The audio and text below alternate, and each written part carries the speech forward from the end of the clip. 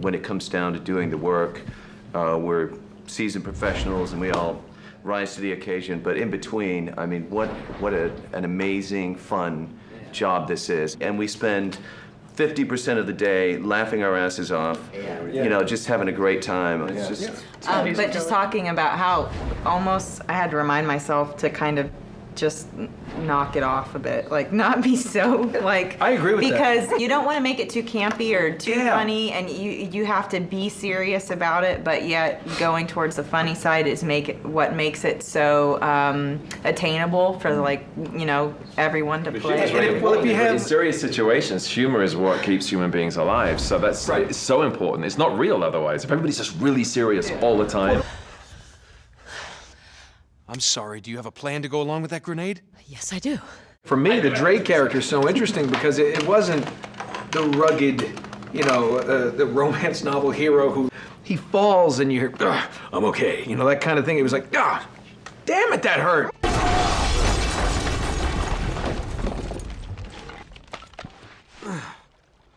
Well, I guess I'm not going that way. And that's a decision you guys have made from the beginning, which is, what kind of universe is this? Is it a universe where there's real pain? You hit someone, it hurts. If you don't make that choice and there's no consequences, then the audience isn't going to get invested in the characters because there's no stakes. Nothing's going to happen to them, then who cares? But in terms of the humor, because of our camaraderie, and I mean, I'm the biggest goof here, I know that, but there is Thank you. But I think you're right. I mean, sometimes, especially in the ADR, and if we just layer this thing with quip after quip after quip, it's going to become really old fast. It's like, all right, wise ass, keep moving. It's situational humor. It's between the characters. That's what works the best, as opposed to jokes. And it comes out of the relationship with the characters have with each other. And it can be something as simple as Richard adding in a God damn it, Sully, kick her out and shut the door. We're safer in here. Just wait a goddamn minute.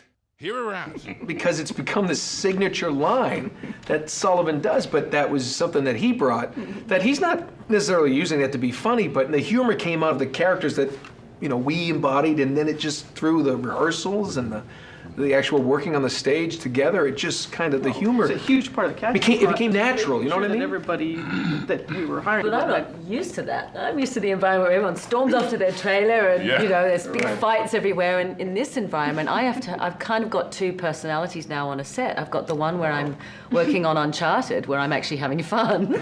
And then there's the personality I have to have where everyone's being very serious. Chloe Fraser. On this, it's walking id. You say you think, you can be relaxed, you can have fun, you can play. Can't do this without you, Drake. The hell are you? Steve, how about Flynn? Flynn always had that little element of sarcastic humor, which I really enjoyed, because he's a likable chap, Flynn. And I remember calling you a tired old sack of shit, and then we started filming. But remember that? What was your full character's name?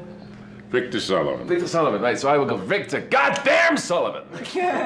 So we were doing callbacks to the goddamn thing, too. I hear that laugh in my sleep. Because he's right there. But yeah, no, I enjoy playing the humor. No. I just mean just the very end of it is you're going to make the move on the end of the line and he stops you. So one of the things that's different about what we do is we actually have a fully fledged director on this project, which is pretty good. We do? We actually do. It's right there. And not just any director. And not just any director. Not half-fledged. Jordan Hunt, the award-winning. That's right, the award-winning Legendary voice director. Of stage and film and television. And he's written a book or two. And a book or two. What's it like to work with me? Let's go around and ask everyone that one question, shall we? But the reason I think that I'm here is because Amy and I have worked together doing ADR for, how many video games did we do? A bunch. A bunch of video games. all the way back to '96. And it was her idea that doing this form now needed a director with ADR experience and a director with camera experience. Cameras, 4 cameras, television, and theater. And I think the biggest of those was theater. And I think it had to do with her desire to do something that had this reality edge, that had this humor edge, that had a basic something to say, and that's how I'm lucky enough to be here. Well, look, and I'm a firm believer that what you want is to gather people around you to interpret what you're doing. If you think that you've got it all buttoned up and that you can write it, direct it, and produce it, and your precious work is then done and dusted, you're not going to do very good work. The whole point is to bring people in that then interpret and revise and change it, and you have to have enough humility to know that it needs it, and enough confidence to know when to draw the line. I mean, that's right. I mean, that's the balancing act. Interesting. And I think that our medium is immature enough in a lot of ways that there's still a lot of people that, just kind of wing it, or they don't bring in people to necessarily then challenge or interpret the work. And we have enough to pay attention to on set, and we're worrying about how it's going to interact with the game, and whether we're going to get our cameras in, and whether we can deal with certain limitations in our game engine that we can't give the actors the time, nor do we have the experience to give the actors the time that you do. And in my mind, it's also just a gift to the actors to say, here's somebody who's only focused on you and what you need in your performance.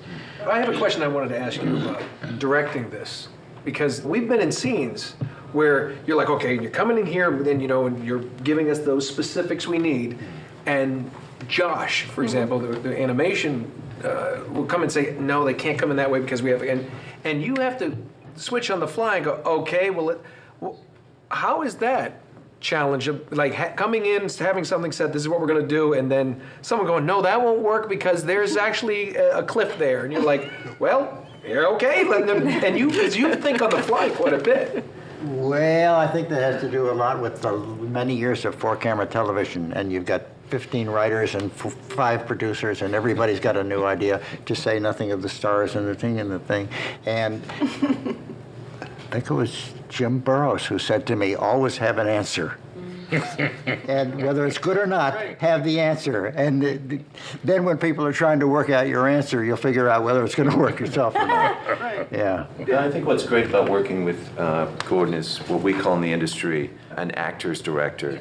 And that you will come on and you give us the basic movements, but you really let everybody find the scene for themselves. You're not controlling everything. You're letting us all find it, and that's what's so wonderful about this whole ensemble process that we're all involved in. Confidence that you're not gonna let us look stupid. Yeah, because you might think that you can slip something by or maybe get. Yeah. And Gordon's eyes in the back of his head will be like, no, no, it's not gonna work. It's not gonna work. Thanks, Gordon. You done? Thank you. Thank you. Thank you, sir. I think one of your hardest jobs is just wrangling us. Dealing with you. Maybe me, but literally just we can be having fun and just playing, and at some point he's like, all right, and he's able to rein it in and then get the performance that he wants. Yeah. I've worked with you for 13 years. I've never seen you get angry. I've never seen you lose your temper. I'm having too much fun. I know, and that's the thing. I'm stealing money out there and getting away with it. プレイステーション